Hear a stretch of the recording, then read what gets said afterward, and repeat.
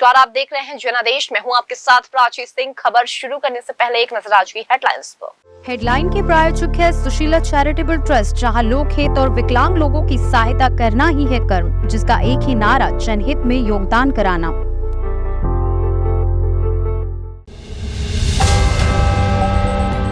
सनातन धर्म को लेकर विवादित बयान पर विपक्ष में फूट, ममता बनर्जी ने दे दिया ये नसीहत। अब इंडिया नहीं भारत बोलिए, बीजेपी सांसद ने की संविधान में संशोधन की मांग। हर साल 5 सितंबर को ही क्यों मनाया जाता है टीचर्स डे, कब हुई इसकी शुरुआत। सास ने की पुलिस से शिकायत, बहू कहती है यार कहना छोड़ दूंगी लेकिन गुटखा खाना नहीं।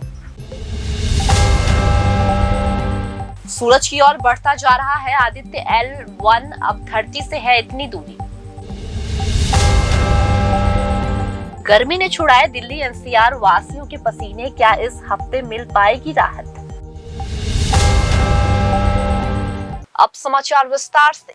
सनातन धर्म के अपमान पर उदयनिधि स्टालिन के बयान पर सियासत जारी है। बीजेपी नेता इंडिया गठबंधन के नेताओं से पूछ रहे हैं आखिर वो उदयनिधि के बयान पर चुप्पी क्यों साधे हैं। इस बीच सीएम ममता बनर्जी ने सभी धर्मों के सम्मान की नसीहत दे दी है।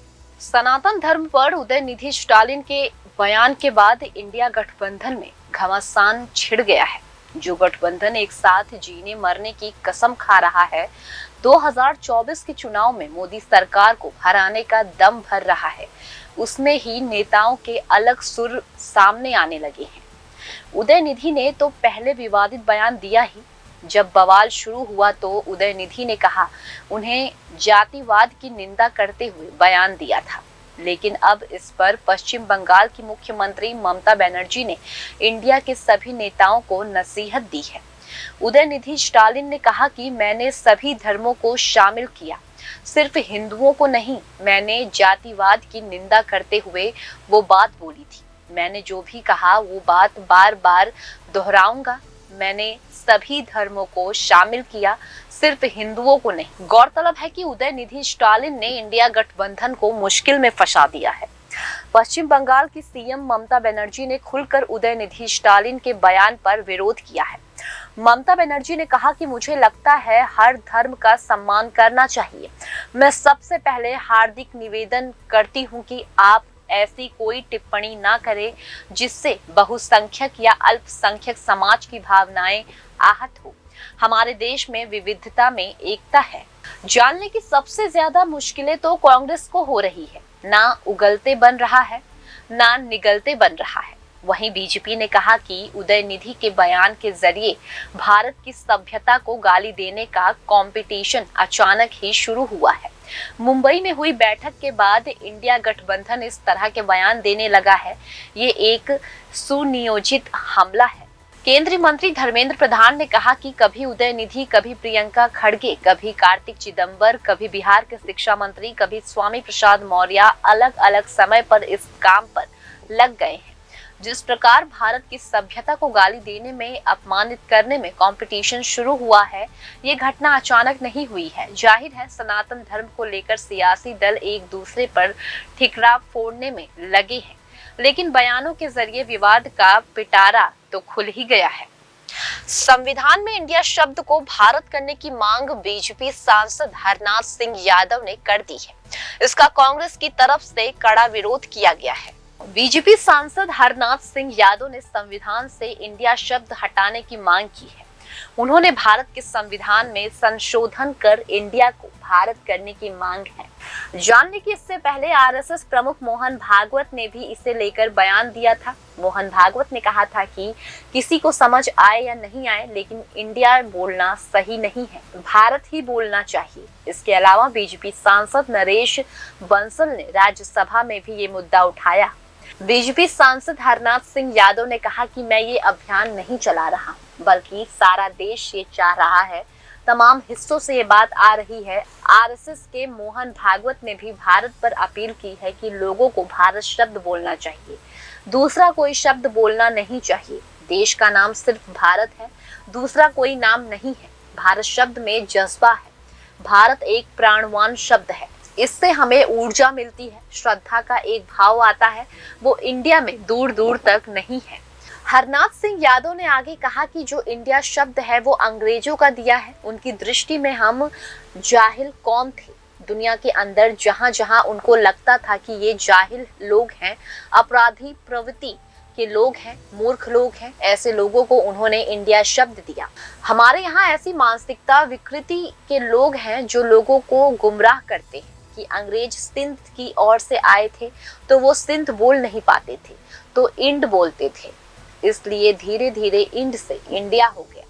बीजेपी सांसद हरनाथ सिंह ने कहा कि मैं उन लोगों से पूछना चाहता हूं कि अगर सिंध से हुआ इंडिया तो इंडोनेशिया में सिंध नदी कहाँ थी? तमाम ऐसे देश हैं जिनका नाम इंड शब्द है, वहां सिंध नदी कहाँ थी? ये इंडिया शब्द अंग्रेजों के द्वारा दिया गया हमारे लिए अपशब्द है, इसलिए इंडिया शब्द हटाया जाना चाहिए। भारत शब्द संस्कृति पृष्ठभूमि का, सांस्कृतिक संपदा का, हमारी पहचान का एक प्रतीक है, इसलिए भारत शब्द होना चाहिए। संविधान से इंडिया शब्द हटाने की मांग पर कांग्रेस नेता जयराम रमेश ने पोस्ट किया कि ये खराब वाकई सच है।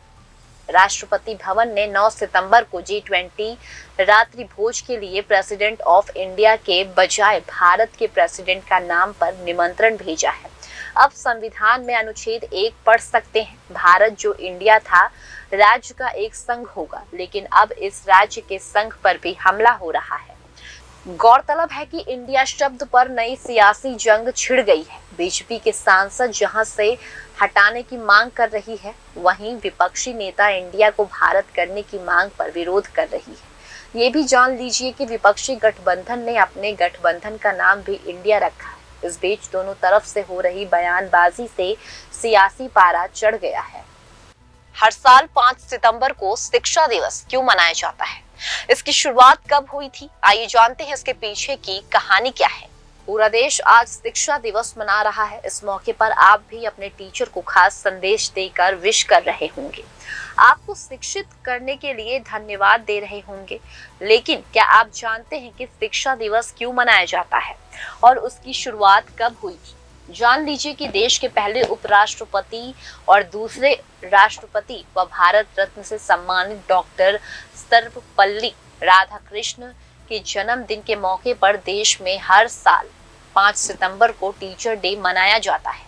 ऐसा क्यों किया जाता है, आइए इसके बारे में आपको बताते हैं। बता दें कि डॉक्टर सर्वपल्ली राधाकृष्ण का जन्म 5 सितंबर 1888 को हुआ था। जान लें कि डॉक्टर राधाकृष्ण ने दर्शन शास्त्र से पोस्ट ग्रेजुएशन किया था। उन्होंने साल 1917 में the philosophy of Rabindranath Tagore नाम की एक किताब भी लिखी थी।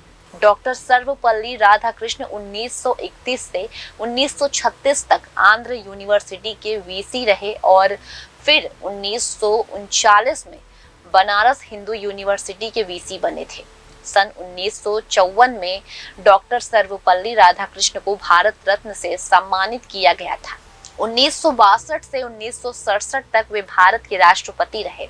बता दें कि हर साल 1962 में जब डॉक्टर सर्वपल्ली राधाकृष्ण के भारत के दूसरे राष्ट्रपति के रूप में पदभार संभालने के बाद उनके छात्र 5 सितंबर यानी उनके जन्मदिन को एक विशेष दिन के तौर पर मनाने की अनुमति मांगने के उनके पास गए थे।